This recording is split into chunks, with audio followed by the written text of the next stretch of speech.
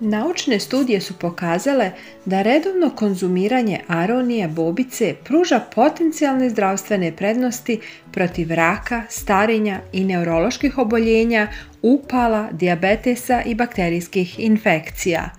Aronija ima malo kalorija i masti, a sadrži dijetetska vlakna i obilje hranjivih materija.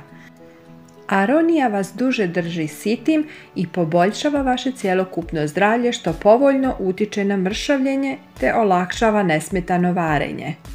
Poboljšava kretanje hrane kroz crijeva, a vlakna mogu da pomognu protiv zatvora, dijareje, grčeva, nadimanja i želudačnih tegoba. Ukoliko imate problema sa anemijom, aronija kao lijek može da vam pomogne. Ovo bobičasto voće se karakteriše obiljem vitamina i minerala, uključujući gvožđe, vitamin C i folate koji su veoma značajni za krvnu sliku, a posebno za tretman anemije.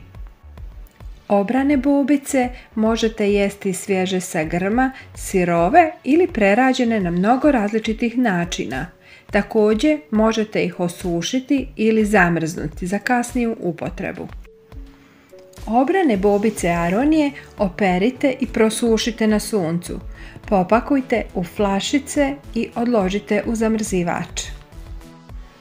Ovaj način čuvanja ovih ljekovitih bobica jako je praktičan.